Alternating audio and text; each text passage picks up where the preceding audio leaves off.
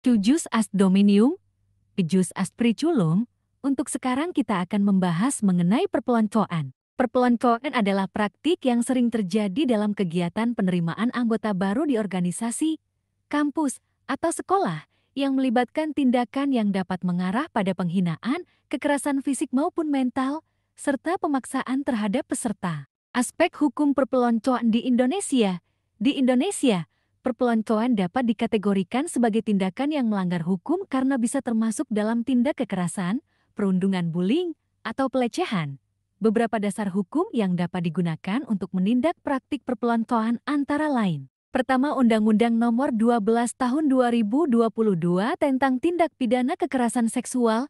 Jika perpeloncoan mengandung unsur pelecehan seksual, maka pelaku bisa dijerat dengan pasal dalam undang-undang ini dengan ancaman pidana yang beragam sesuai jenis perbuatannya. Kedua, Undang-Undang Nomor 12 Tahun 2022 tentang Tindak Pidana Kekerasan Seksual. Jika perpeloncoan mengandung unsur pelecehan seksual, maka pelaku bisa dijerat dengan pasal dalam undang-undang ini dengan ancaman pidana yang beragam sesuai jenis perbuatannya. Ketiga, Kitab Undang-Undang Hukum Pidana (KUHP), Pasal 170 KUHP, kekerasan secara bersama-sama terhadap orang dapat dipidana penjara hingga 5 tahun 6 bulan. Pasal 351 KUHP, penganiayaan bisa dikenakan hukuman maksimal 2 tahun 8 bulan atau lebih berat jika menyebabkan luka berat atau kematian. Keempat, Permendikbud Nomor 82 Tahun 2015 tentang pencegahan dan penanggulangan tindak kekerasan di lingkungan satuan pendidikan.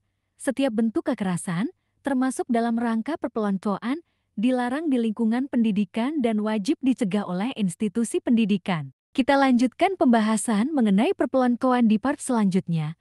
Jika suka konten ini, follow dan like serta share ke semua orang agar bermanfaat dan menambah wawasan perihal seputar hukum yang lainnya.